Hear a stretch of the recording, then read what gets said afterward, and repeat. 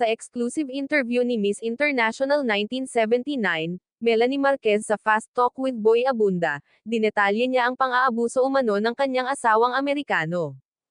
Kabilang sa isiniwalat niya ay ang pagpapagkidnap umano sa kanya ng sariling asawa, pagkakakulong sa isang mental facility sa loob ng 10 araw, at pananatili sa rehabilitation center ng 8 buwan na labag sa kanyang kalooban. Ipinagtapat din ni Melanie ang paulit-ulit na pisikal na pananakit, mental, emotional, at verbal abuse na naranasan niya di umano mula sa kanyang asawang si Randy Adam Lawyer. Ayon kay Melanie, matagal siyang nagtiis alang-alang sa kanyang mga anak. Pero ngayon ay gusto na niyang maging malaya at mamuhay ng mapayapa. Noong Hulyo taong 2022, bigla na lamang nawala si Melanie. Hinanap siya ng mga kaibigan at walang nakaalam sa kanyang kinaroroonan. Pero makalipas ang 3 taon, isiniwalat ng dating beauty queen na kinidnap umano siya at dinala sa mental hospital. Mismong araw ng kanyang kaarawan, noong July 16, 2022, nang dukutin daw siya. Dinala raw siya sa isang mental health facility nang wala niyang pahintulot.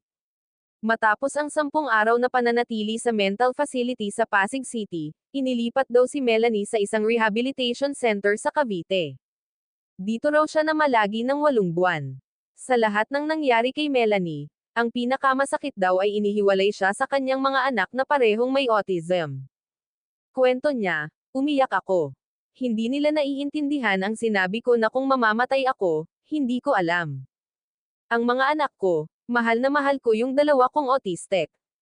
Sinabi rin ni Melanie na negatibo raw ang lahat ng resulta ng blood, hair follicle, at saliva test sa kanya, patunay umano na walang katotohanan ang mga suspetsang gumagamit siya ng ipinagbabawal na gamot.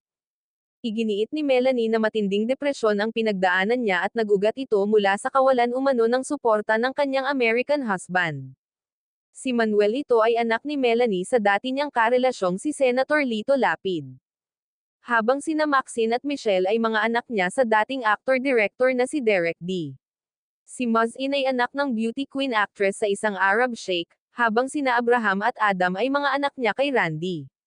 Desidido na raw si Melanie na maghain ng diborsyo para mapawalang bisa na ang kasal nila ng asawa niya. Noong November 2025, ay nagsumite raw ng request si Melanie sa Bureau of Immigration upang kanselahin ang visa ni Randy para hindi na ito makabalik ng Pilipinas.